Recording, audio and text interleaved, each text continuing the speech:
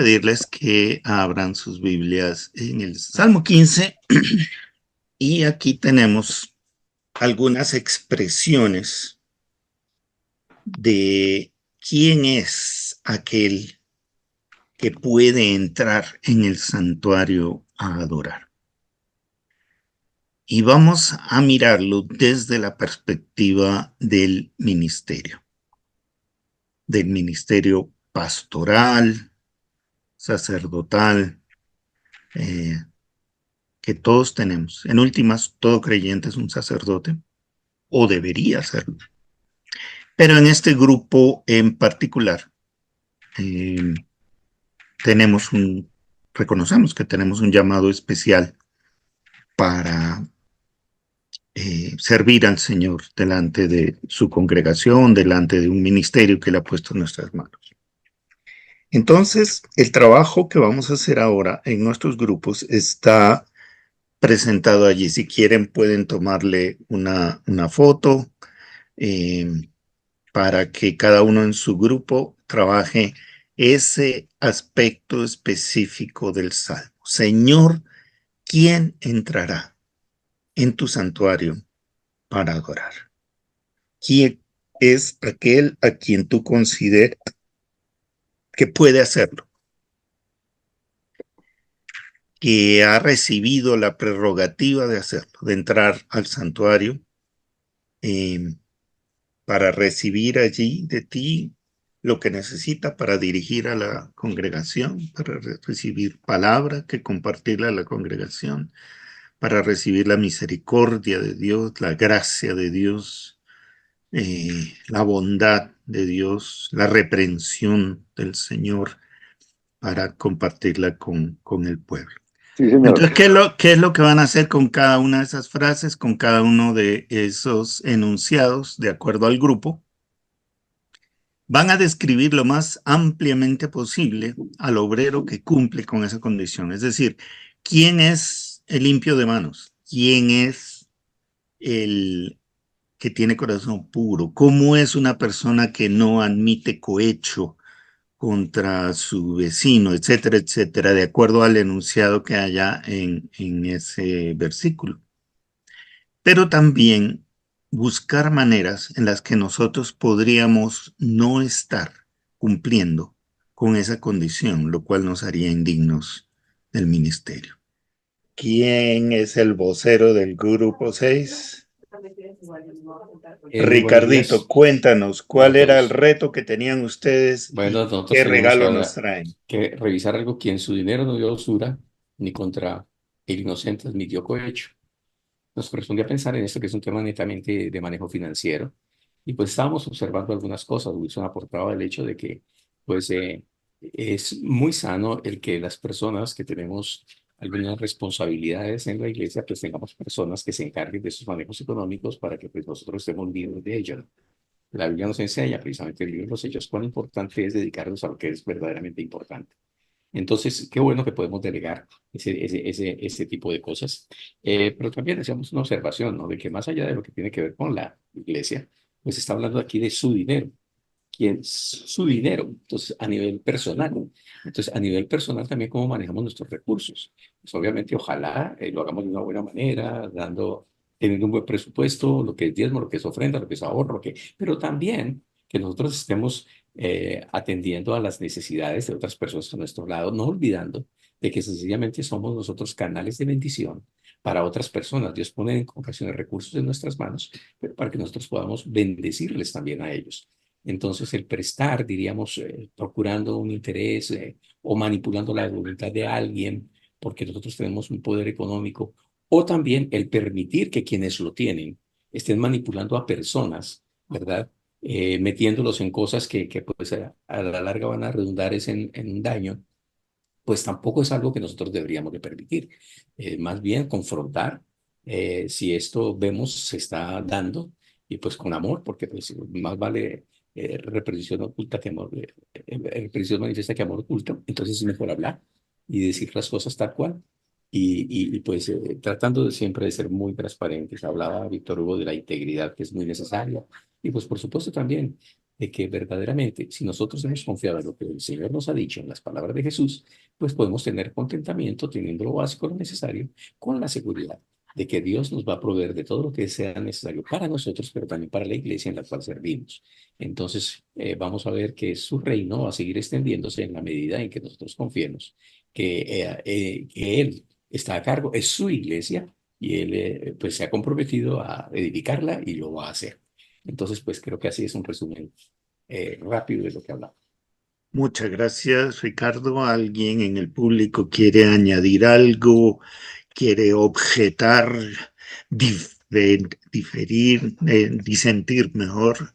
¿Quejas, observaciones o añadir algo? Admitir cohecho, ¿será que ese pasaje sí está hablando de dinero, hermano? No sé, porque qué dice admitir cohecho y qué es, en la jurisprudencia, cohecho es una cosa, pero en ese contexto, ¿qué significa cohecho? ¿Tenemos a la mano alguna otra versión que no sea la Reina Valera que nos pueda aclarar ese tema de que contra el inocente no admite cohecho? Muy buena pregunta, Ricardo. Sí, La Biblia al día a ver. dice, el que no oprima a sus deudores con intereses usurarios y se niegue a ser testigo contra el inocente por mucho que se le quiera sobornar. Ajá. No admita ser testigo contra el inocente por mucho que se le quiera sobornar. ¿Tenemos algún abogado aquí en el grupo que nos explique qué cosa es el cohecho? Aquí tengo la nueva traducción viviente, dice, el que no acepta sobornos para mentir acerca de un inocente también. O sea, participa en esa mentira, ¿cierto? Eso sería un partícipe, está al mismo nivel de quien comete el acto. No hizo el acto, pero está participando en el acto. Creo que la fuerza recae sobre el soborno que recibe para hacer algo. El diccionario de la Real Academia dice, el cohecho es un delito consistente en sobornar a un juez o a un funcionario en el ejercicio de sus funciones o en la aceptación del soborno por parte de aquellos. ¿Cómo se aplica eso en el ministerio? Conozco un poquito los temas de jurisprudencia y gobierno. Entonces, obviamente nosotros somos una autoridades espirituales. Cuando nosotros nos dejamos comprar, voy a ser muy descarnado, cuando nosotros nos dejamos comprar porque el hermano trae un diezmo muy grande a la iglesia y está en pecado, por ejemplo, tiene un amante y nosotros no nos atrevemos a reprenderlo, a encauzarlo, a disciplinarlo, entonces estamos siendo partícipes de ese hecho, como decía muy bien nuestro médico. Entonces estamos participando de un cohecho y estamos perdiendo la autoridad moral para permanecer en el ejercicio del supremo llamamiento que Dios nos ha dado. En ese sentido, también habla, la usura es otro delito. Los intereses los fija el Estado que sea, donde sea, fija una tasa máxima de usura y quien preste por encima de eso está cometiendo un delito. A veces nos metemos nosotros como ministros en negocios o le prestamos a alguien o recibimos de alguien un dinero a usura. Por ejemplo, necesitamos remodelar la iglesia y un hermanito tiene 10 millones de pesos.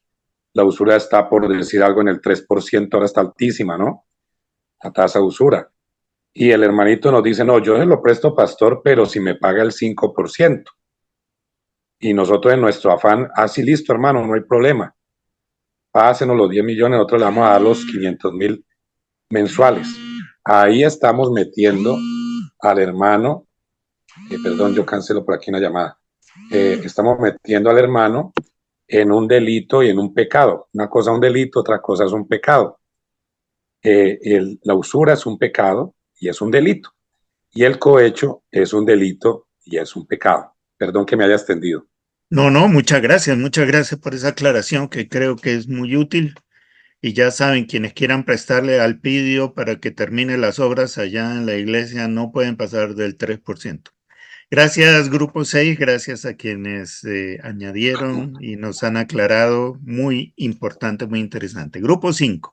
Nosotros, en primer lugar, hicimos la revisión de este versículo 5, que ya voy a leer, pero a partir del contexto, a partir de la pregunta, ¿quién habitará en tu tabernáculo y quién morará en tu santo nombre? Y viendo esto, pues realmente ninguno de nosotros seríamos capaces, y entonces llegamos al clímax de la revelación, a Jesucristo, porque con Él sí podemos asumir estas responsabilidades. Y fue a partir del versículo 2 de la integridad, como nos decía Alpidio. La respuesta a la primera pregunta: describa lo más ampliamente posible al obrero que cumple con esta condición. ¿Cuál es la condición? En la Biblia, Nueva Traducción Viviente, dice: mantienen su palabra aunque salgan perjudicados. ¿Cómo hace un obrero, un siervo de Dios, para mantener su palabra? Entonces le toca establecer límites, hasta dónde va a llegar, para ver cuál es la palabra con la que se va a comprometer. El sí es sí, el no es no, mide sus fuerzas, mide el tiempo, establece prioridades y no se compromete con esas cosas que sabe que no va a poder cumplir. ¿Y qué pasa cuando hacemos indignos el ministerio por no cumplirlo? Es que posiblemente estamos asumiendo compromisos que no vamos a poder cumplir. Posiblemente es que no estamos sabiendo delegar, y posiblemente es que no estamos midiendo nuestras capacidades. Wow. Muchas gracias, Glorita. Queda abierta la discusión para quienes quieran preguntar, añadir, comentar. Amén a todo lo que ha dicho. Yo tengo una anécdota. Yo estaba muy niño, tenía por ahí como 8 años y le ofrecí venderle un balón de fútbol a uno de mis compañeritos y después me di cuenta que le estaba dando un precio muy bajo. Entonces yo iba a cambiarle el precio porque con esa plata que me iba a dar yo no me compraba ni una canica. Y mi padre me regañó y me dijo: no, señor, si ese fue el precio que usted le dio, ese es el precio por el que se lo vende. Usted no lo va a cambiar. Él le aceptó comprar por ese precio y usted aceptó vender por ese precio. Así que despídase de su valor. Entonces este versículo siempre me hace recordar esa regañada que me dio mi padre, y de ahí en adelante casi que ya no he vendido nada porque soy muy malo para eso. Termino regalando. Entonces, ¿de qué maneras en el ministerio podemos hacer eso, ¿no? Fíjense, eso de entrar en un compromiso que no podemos cumplir es una. Pero quiero compartirles, ya que hemos estado orando por los hijos de los pastores, converso mucho con hijos de pastores, y cuando les pregunto por las causas de su desilusión, muchas veces tiene que ver no con que sus padres sean imperfectos, sino con que son incoherentes. Entonces, es una imagen la que dan en el púlpito a la gente y es otra imagen la que dan en la casa. Ellos ven cómo trata a la mamá, cómo los trata a ellos, etcétera. Entonces, ese tema de la integridad es importantísimo en el ministerio y por lo general ese tema también del que tú sí sea sí, que tú no sea no.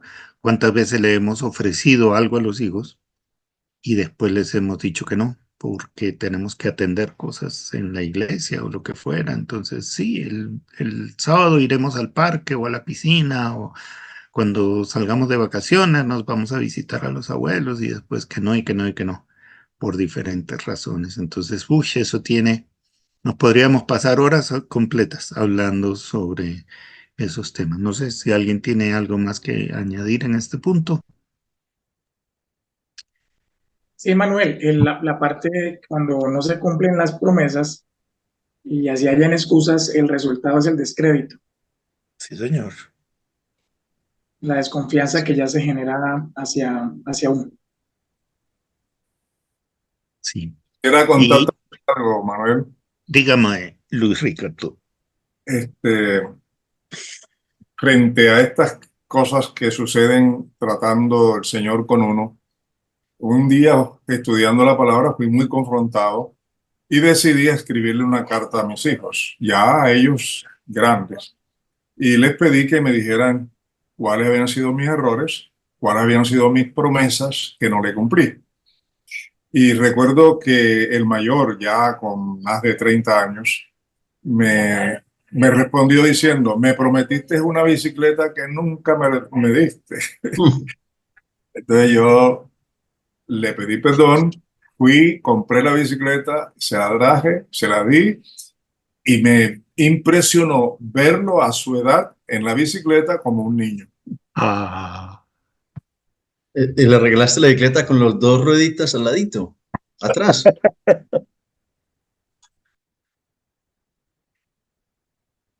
Luchito, pero ya a los 30 años después, pasado todo ese tiempo con los intereses de usura y todo lo demás, mínimo debiste haberle llevado un Sandero, hermano. Pero bueno, qué bonita historia, qué bonita historia. No me imagino el rostro de tu hijo al verte llegar con esa bicicleta. Qué maravilla. Gracias, hermano. Grupo 4. A nosotros nos tocó la parte del versículo que dice, aquel a cuyos ojos el vil es menospreciado, pero honra a los que temen a Jehová. Primero tratamos de mirar miramos que definitivamente, como dijo también el grupo 6, nadie puede cumplir esto, es imposible cumplirlo, solamente Jesucristo. Pero tratamos de mirar a la luz de las preguntas, describe al obrero que cumple ampliamente pues con esto.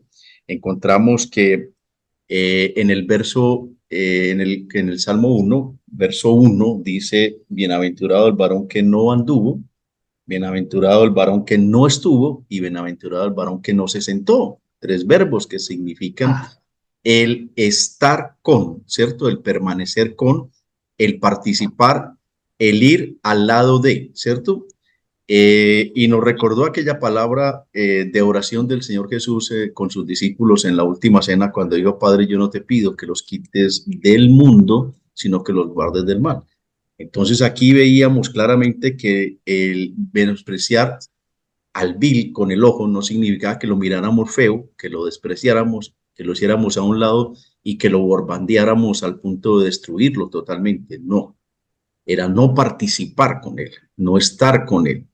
Entonces poníamos algunos ejemplos y algún ejemplo de eso es muchas veces en nuestro trabajo tenemos personas mal habladas, chistes de doble sentido, invitaciones a cosas inadecuadas, nos envían por el WhatsApp pornografía, basura, etcétera, y no participo de eso. Es decir, yo miro y le pido a la persona, no me envíes eso, por favor, o simplemente cuando hay chistes de doble sentido no me río, o cuando es la invitación a una parte dice, no, muchas gracias, yo no voy a esos lugares, etcétera. Eso se llama menospreciar, es decir, no tener como preciado ir detrás de eso, ¿cierto? Sino que por el contrario dice, en la segunda parte de ese versículo dice obviamente, pero honra a los que temen a Jehová, es decir, aquellos que realmente están con Dios, caminamos con Él, participamos con ellos, nos reímos con ellos, gozamos con ellos, sufrimos con ellos, lloramos con ellos, ¿cierto? Esa es la parte de eso. Ahora, ¿de qué manera podemos nosotros cumplirla? Pues hombre, obviamente cumplirla, volvemos a decir, es muy difícil porque algunas veces nos dejamos llevar por el mundo. Es el caso, por ejemplo, cuando, poníamos el ejemplo de aquella persona que está viendo la película donde el malo hace algo muy malo contra el bueno de la película y viene la venganza del bueno de la película y disfrutamos profundamente cómo el bueno acabó con todos los malos y los mató y los destrozó y todo. Y ¡guau! Esto, ahí estamos participando, porque la palabra del Señor dice, mía es la venganza, ¿verdad? O cuando estamos viendo la parte de la película aquella donde ya muestran explícitamente no sé qué y nosotros ponemos las manos de esta manera, ¿cierto? Entonces, a todo el mundo ve que nuestras manos están tapando nuestros ojos, pero nadie ve que nuestros ojos están abiertos a través de las rejillas, disfrutando aquello. La palabra integridad, vista desde la Real Academia de la Lengua, es algo que se adquiere, es un valor que se adquiere. Y vista desde el Antiguo Testamento, habla de la sinceridad. ¿Cuántos somos sinceros con nosotros? ¿Cuántos somos sinceros con Dios? ¿Cuántos somos sinceros con los demás? Y esa sinceridad no significa que yo mire feo al otro, al malo, al que participa del mal, sino que yo le diga, no cuentes conmigo, no estoy ahí. Gracias, César. En aquellas cosas ni siquiera participes. ¿Quién quiere compartir algo, añadir algo, contar una historia? Ay, quizás Manuel quisiera, de la manera, con el tacto mayor posible, ahora que tocaba eso tan explícito, César, de la película. Hoy estamos viendo una película en la vida real que está ocurriendo precisamente en nuestros hermanos judíos en Israel, con toda esta situación con Hamas y los palestinos. Y a veces estamos así, como decía nosotros, como pastores. Estamos como, buena esa, vea, los bombardearon, buena esa. No, yo sé que esto es muy susceptible, un terreno demasiado explosivo. Esto tiene más minas quebrapatas que un campo minado a las FARC. No vamos a criticar al pueblo de Dios, por supuesto que no. No vamos a condenarlos, porque sería meternos en problemas con Dios, pero qué horror es la guerra, ¿no? Y a veces decimos, sí, qué terrible lo del 7 de octubre, terrible, terrible. Yo me conecto a veces con el embajador de Israel y es terrible, pero también hay que ver con el otro ojo, porque es que a veces vemos, los que somos de la derecha, vemos solamente con el ojo de la derecha, y los que son de la izquierda ven con el ojo de la izquierda, pero Dios nos dio dos ojos, y entonces no podemos validar aquello que Dios reprocha, y Dios reprocha la muerte de inocentes, sea quien sea que la produzca. Entonces, cuidado nosotros como ministros, en este caso, hoy que es tan puntual, tan pertinente, cuidado, sería la advertencia en este salmo hoy para nosotros, mi gente, cuidado con ir a validar en sí, en per se, la muerte de niños y de mujeres a manos del Estado de Israel solo porque es Israel. Hasta dónde pueden ir y hasta dónde no pueden ir. Cierro ahí porque eso se calienta uno con eso. No soy pro Palestina, soy pro Israel. Es interesante cómo hay personas en este mundo que tienen alma de kamikaze. Fabián tiene un alma de kamikaze, es increíble. Él lo mandan a mirar cuánta pólvora hay en una Santa Bárbara y él entra con un fósforo en la mano, es impresionante. Pero me da gusto porque es valiente y es relevante lo que levanta. Es relevante lo que levanta. Entonces, Y Fabián, para agregarle algo a Fabián, perdóname un momento, sí. Manuel, agregarle. ¿Se acuerdan por qué no permitió Dios que David, cuyo corazón era conforme al Señor, hiciera templo, sí o no? Porque sus manos estaban untadas de sangre. Y no era sangre del enemigo, era sangre del inocente, ¿no? Tremendo. Eso por un lado. Por otro lado está toda la discusión de qué tanto podemos equiparar el pueblo de Israel con el Estado de Israel.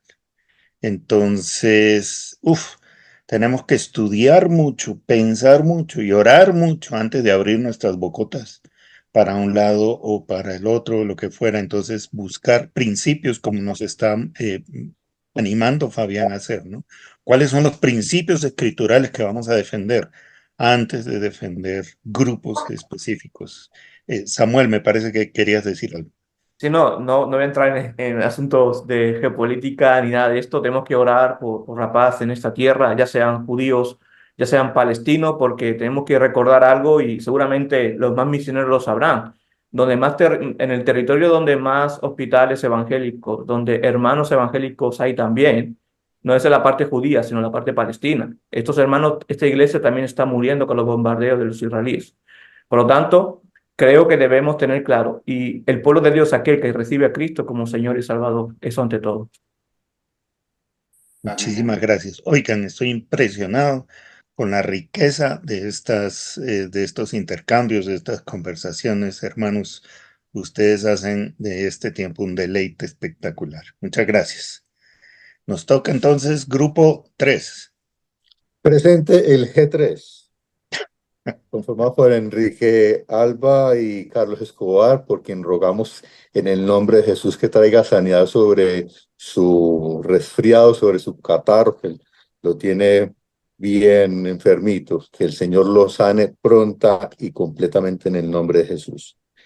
Bien, el versículo 3 dice que no calumnia con la lengua, que no le hace mal a su prójimo, ni le acarrea desgracias a su vecino, dice en la NBI.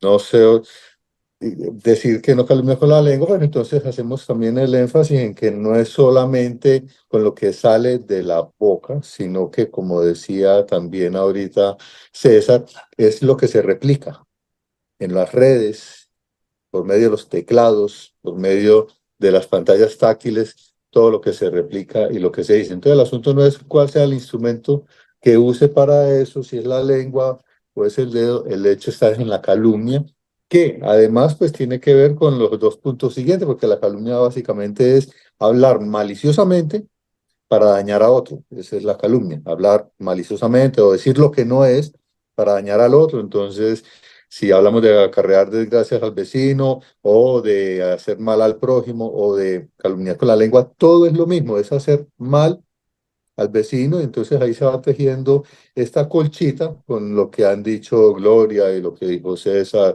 Cada uno ha aportado a urdir un tejido donde todo se cruza, donde volvemos al punto de las redes sociales, qué compartimos en las redes sociales, con qué intención o con qué conocimiento de causa compartimos algo en las redes.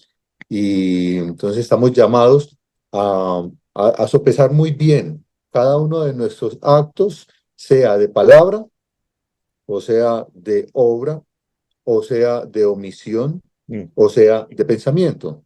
Y es imposible filtrar lo que llega a la mente, pero entonces permitir que lo que llegue a la mente salga por la lengua para dañar a otro, entonces debe haber un filtro en ese punto que tenemos que poner nosotros. Decía Gloria que el que puede entrar es Cristo, definitivamente. Quien cumple todo eso. La pregunta tuya es, describa ampliamente el obrero que cumple todo esto. Pues el obrero que cumple todo esto perfectamente es Cristo. Pero en Cristo, en el que estamos nosotros, escondidos nosotros en Él, ante el Padre, pues entonces estamos llamados a actuar como Él, a sopesar nuestros pensamientos, a sopesar nuestras palabras y tanto Enrique como Carlos contaron casos particulares muy edificantes, pero con seguridad que cada uno de nosotros puede decir muchas veces cuando ha estado sin saberlo, sin pretenderlo, sin haber sido advertido, está involucrado en conversaciones o en temas, opinando sobre lo que no sabe, o en las consejerías, mencionamos específicamente las consejerías donde entonces uno escucha a una de las partes que está en conflicto y toma partido por esa parte, pero entonces no da el espacio para que el otro también dé su versión. La escritura nos llama a que no hagamos juicio sin conocer las dos versiones o todas las partes involucradas. Y sin hacer filtro en lo que decimos o filtro en lo que hacemos, pararnos luego en el púlpito a hablar de justicia y hablar de paz y hablar de santidad y hablar de la gracia del Señor y del favor del Señor cuando uno no fue nada gracioso con el prójimo o con el vecino, o inclusive mencionaba Enrique Alba, decía, ¿qué tal cuando esto se da es con el consiervo, con el otro ministro, o con el ministro de la iglesia de la otra cuadra? Y pues entonces sí, estamos llamados por la palabra, y si la escritura nos trae este texto ahora, pues es para recordarnos que caminemos muy, con mucho cuidado de no pisar a nadie, no dañar a nadie. Muchas gracias, Héctor. Muchas gracias, Grupo 3. Me estoy dando cuenta de que habría pagado entrada para poder estar en cada uno de esos grupos y escuchar las conversaciones, las discusiones que se dieron, los ejemplos que se pusieron. Pero gracias por el excelente resumen. Queda abierto el espacio para comentar, para añadir, para preguntar. Sobre todo esa última parte que acaba de decir Héctor, que para mí es cómo hablamos de nuestro consiervo, ¿verdad? Cómo despotricamos a veces de aquel con el cual participamos dentro del ministerio, luchamos juntos, peleamos juntos, hicimos cosas grandes para el Señor juntos, pero un día cualquiera no nos encontramos en algo, a veces pírrico, y salimos despotricando de ese que fue nuestro gran amigo, ¿verdad? Tremendo eso. Y la otra cara de esa moneda es cuando algún consiervo nuestro está en una situación evidente de pecado, está atentando contra la dignidad del ministerio, está comiéndose a las ovejas, y no hacemos ni decimos nada porque como es el consiervo, como es el colega, no vamos a hacer nada. Entonces, recordemos que la escritura es mucho más que una serie de normas y regulaciones, ¿no? Dice, bueno, contra el anciano no admitas una acusación si no es contra 2 o 3 testigos. Entonces, sí, si es un consiervo, pues listo. Hagamos las cosas, pero hagámoslas bien. Entonces, tiene tanto de largo como de ancho una cosa de estas. Y no, otra vez, con cada uno de estos temas nos daba para una sesión completa. Muchas gracias. Grupo 2. No, yo no copié nada de lo que hablamos y hablamos mucho. Dice, dice el que anda en integridad y obra justicia, que habla verdad en su corazón. En integridad, sin ninguno podemos estar en integridad siempre. Siempre le fallamos al Señor. Y es uno de los requisitos para nosotros poder dar testimonio y entrar en la presencia de Dios y poder ser íntegros, como dice aquí la palabra. Pero sabemos que el Señor nos perdona si vamos al trono de la gracia y le pedimos que nos limpie con su sangre preciosa. Y habla verdad en su corazón, pues, ¿cuántos decimos mentiras muchas veces? Pero tenemos que esforzarnos mucho por decir siempre la verdad, porque la verdad dice que si conocemos la verdad nos hace libres, que es Jesucristo. Y esto no es una cosa de litúrgica, sino que es ética ministerial, ética espiritual. Tenemos que ser íntegros de todas formas, pero el Señor nos guarda. Pastor Ricardo, ¿usted tiene algo copiado de lo que hablamos? Auxilio. Sí, el que habla verdad en su corazón, dice, con sinceridad, anoté algo que dice que, y la sinceridad decía que era algo sincera, o sea, sin esa cera que le ponían a los objetos en ese tiempo, que disimulaba las fisuras, las grietas que había en una obra. Entonces, era una mentira, porque cuando el comprador compraba ese artículo, con el tiempo se caía la cera y aparecía la falla, ¿no? No era algo, no había verdad en ese corazón, ¿no? Entonces, compartíamos con con los cuatro hermanos, de que era eso, que debíamos ser genuinos, sinceros, ser intachables, ¿no? Y dice, describa lo que más ampliamente, perdón, describa lo más ampliamente posible al obrero que cumple con esa condición. O sea, no. Ahí comentábamos que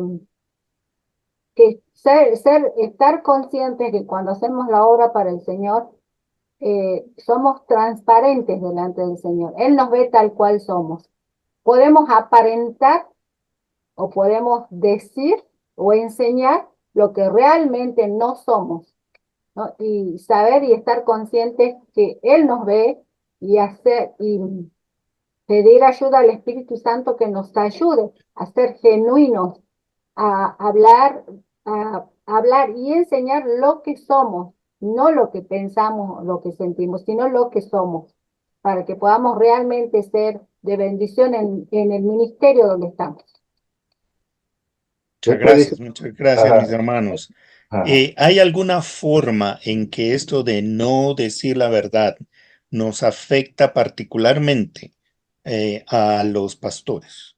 Uno Víctor. será cuando uno habla desde de su óptica, sin evaluar con juicio, sino más bien como imponiendo mi visión o mi perspectiva. Entonces, que no necesariamente es la verdad, es simplemente mi perspectiva, que para mí es una verdad, pero no la verdad. Cuando damos una opinión sin hacer explícito que es nuestra opinión. Porque como pastores nuestra palabra tiene mucha autoridad. La gente muchas veces lo recibe como palabra de Dios. Lo que dijo el pastor es la verdad. Entonces asegúrense de que cuando dan una opinión, queda claro que es una opinión. Gracias, Héctor. Víctor. Hermano, yo estoy pensando acá que cuando nosotros como pastores no somos ejemplos para la grey, para el hogar y para el Señor. Porque a veces muchas veces como pastores no queremos pagar el precio de. Y todo hermano, el pastor, pide ofrendas, pero él no da ofrenda. Pide a la iglesia que se congregue, pero él a los diferentes grupos que ha hecho un compromiso no se congrega. Yo creo que eso es falta de integridad delante del Señor. Cómo nosotros le exigimos a la iglesia y sin nosotros pagar el precio de eso de lo que estamos exigiendo. Y ahí tenemos que ser muy coherentes el mensaje con nuestro estilo de vida. Me hace acordar cuando Abraham de la sepultura y un siervo me corrige. Él no quiso nada gratis, él pagó el precio. Y nosotros como siervos, estando en la posición como pastores, obreros, debemos de pagar también el precio. El precio Claro de. que sí. Integridad y coherencia son conceptos que van muy de la mano. Y hay un elemento más que a mí me gustaría añadir en este tema de hablar verdad. A veces perdemos de vista cuán delicado es pararnos delante del pueblo de Dios y decirles, esto dice el Señor. Recuerden que es la fórmula profética, ¿no? Así dice Jehová. Y el profeta mentiroso se jugaba con la vida. Si no era sino transmitía lo que dice Jehová. Entonces, ¿cuántas veces nosotros estamos presentando delante del pueblo de Dios como palabra de Dios lo que no es palabra de Dios? Lo que es una interpretación antojadiza, tradicional de pronto, que se nos enseñó y eso mismo repetimos como loros. O, como mencionaba Héctor, es mi opinión, es mi interpretación, pero no. Y la doy por verdad porque lo que yo creo es verdad.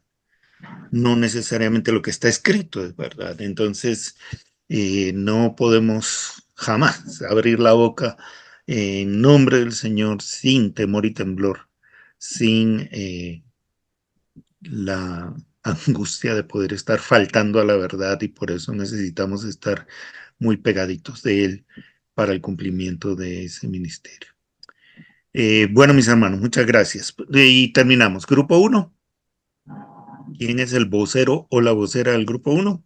Bueno, me delegaron este honor. Para mí es de verdad un privilegio poder estar hoy aquí en Coinonos con todos ustedes. No lo hago muy frecuentemente por motivos de trabajo, pero siempre en mi corazón los llevo. El Salmo 15, y como hizo Manuel, nos trajo como en el hebreo, leyendo de allá para acá, no al derecho y no al revés, es una imitación de Cristo, como dijo el apóstol Pablo. Sed imitadores de mí, como yo de Cristo. ¿Qué vara tan alta nos ha colocado? Sed imitadores de mí, como yo de Cristo.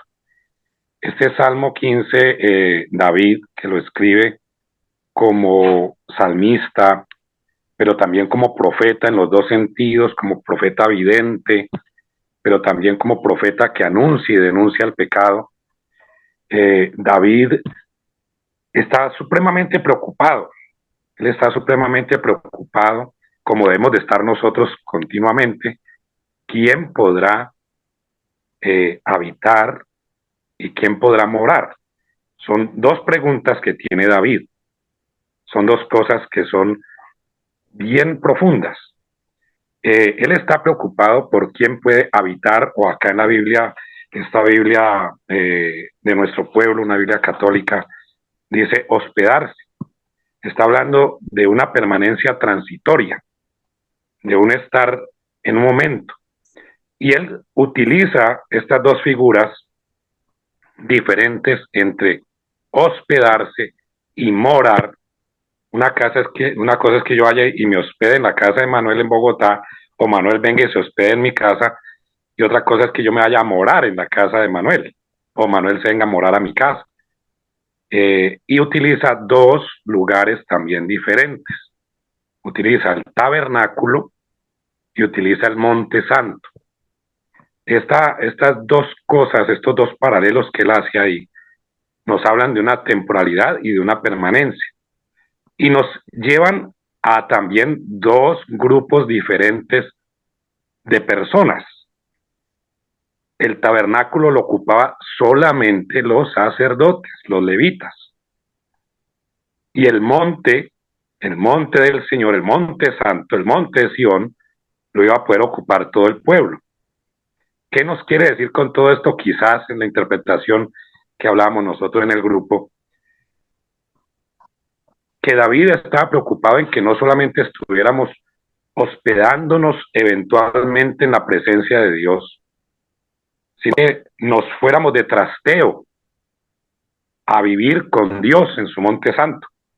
O sea, no que nos pusiéramos la estola protestante, o sea, la corbata el domingo, para parecer que somos los grandes ministros, o nuestras hermanas pastoras, sus vestidos hermosos y largas faldas, y entráramos momentáneamente en la presencia de Dios a hospedarnos ese día domingo y el resto de la semana estar fuera de él, sino que permanezcamos, que nos vamos con la cama, con el colchón, con la sala, con el comedor, a vivir allá, al monte de Dios.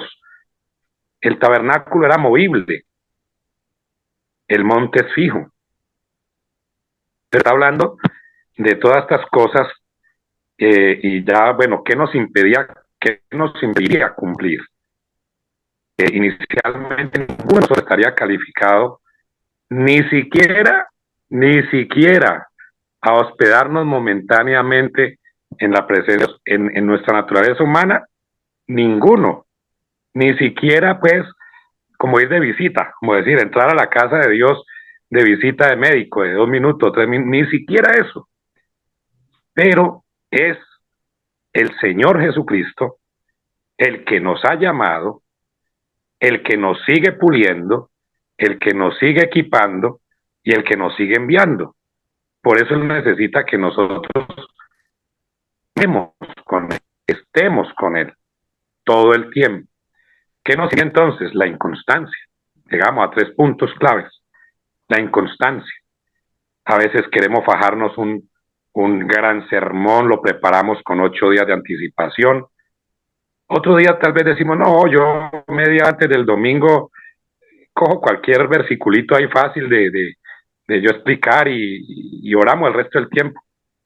Eso es como cuando pretendemos simplemente ir momentáneamente y no morar permanentemente. Les decía hoy para Toribío la próxima semana una campaña de jueves a domingo y vengo preparando la palabra desde hace 2 meses que me invitaron. Y el Señor me revuelve y vuelve y me mete a su santuario y vuelve y me mete y vuelve y me estoy ahí 2, 3, 4, 5 horas cada día.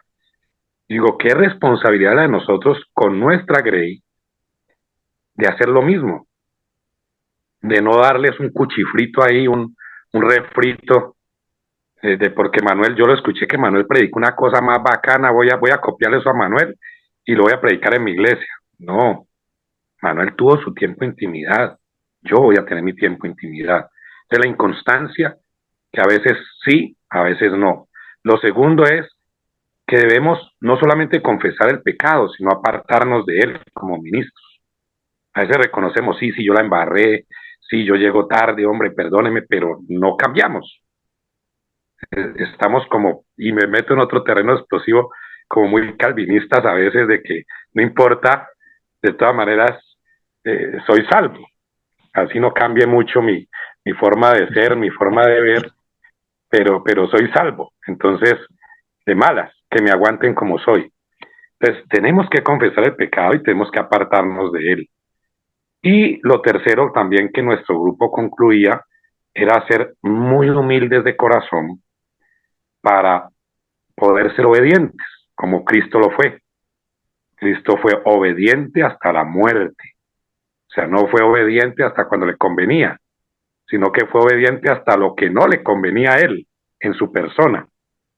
Entonces, a veces somos muy convenientes en, digo este mensaje si me conviene, mido los alcances, uso la prudencia, esto no me va a meter en esto, y eso hace que no seamos verdaderamente humildes y obedientes a lo que Dios quiera transmitir. Entonces, ¿cuáles cosas nos ayudan a cumplir como obreros? Primero, debemos superar la condición de hospedarnos a habitar permanentemente. O sea, pasemos ya de esa etapa del tabernáculo al templo, al monte de Sión, a la piedra Moriah. Tenemos que volver allí, a esa estabilidad. ¿Eso quién nos lo garantiza? ¿Quién nos garantiza la permanencia en el ministerio? Pues la gracia capacitadora del Espíritu Santo. No es más. Eso no nos garantiza que hagamos otra carrera de teología o una especialización en divinidades. No. Nos garantiza es la gracia capacitante del Espíritu Santo. La gracia que capacita, que nos ayuda, porque no es por obras, como dicen en Efesios 2, 8 y 9. No es por obras, sino que es por la gracia del Señor. Y en Efesios 2:10, que también lo traemos a colación, es que hemos sido creados en Cristo Jesús. Nosotros los ministros y los hermanos y hermanas que nos acompañan, hemos sido creados en Él. ¿Para qué?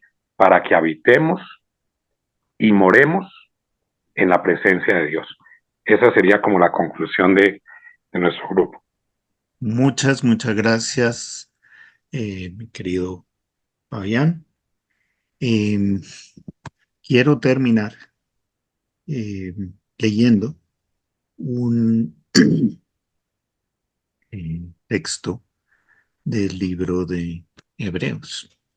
Ustedes recuerdan que el sumo sacerdote podía entrar al lugar santísimo, era el único que podía hacerlo y solamente una vez al año.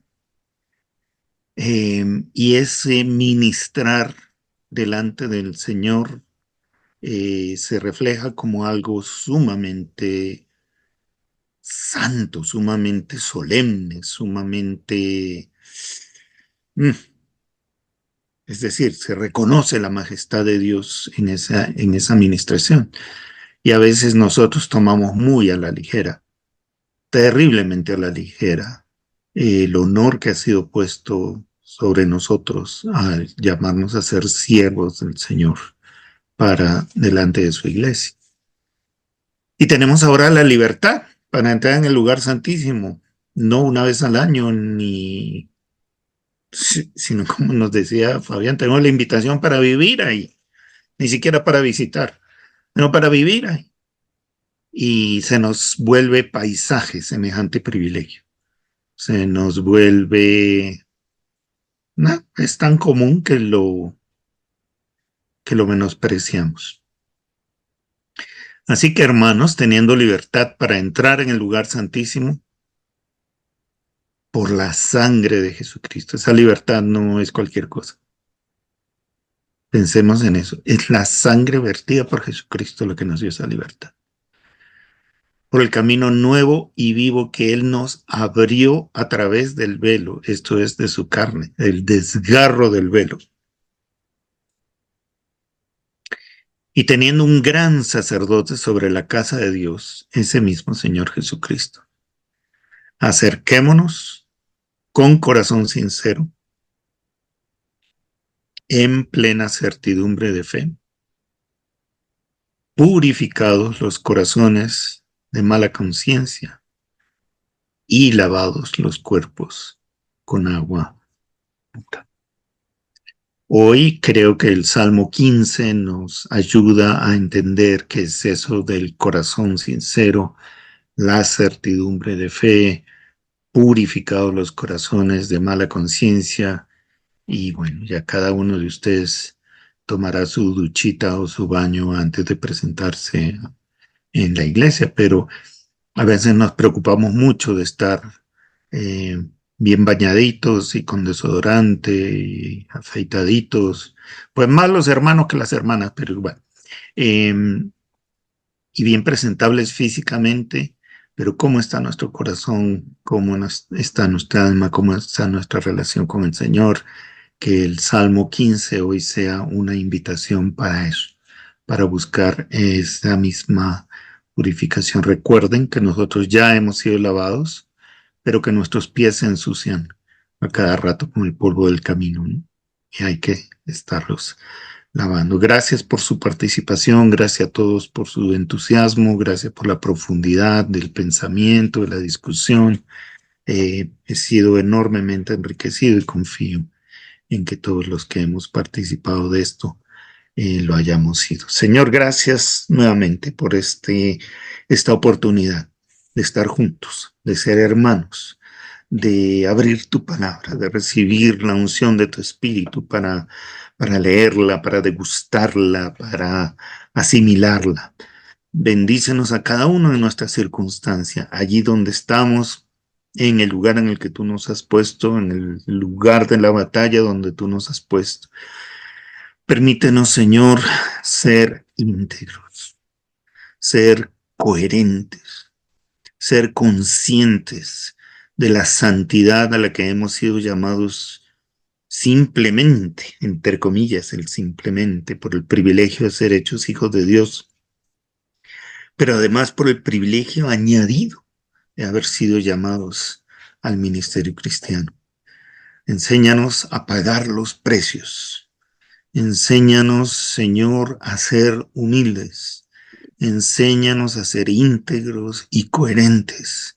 Enséñanos, Señor, a que nuestro sí sea sí, nuestro no sea no. Que nuestras vidas, nuestra conducta, nuestras palabras, la forma de hacer las cosas, de expresar nuestras opiniones, de desarrollar esas opiniones, te glorifiquen a ti, Señor. Líbranos de traer descrédito sobre tu nombre. Líbranos, Señor, de generar excusas para la burla de los demás. Si lo van a hacer, que sea por su propia cosecha y no por lo que nosotros hacemos, decimos o dejamos de hacer o decir en tu nombre.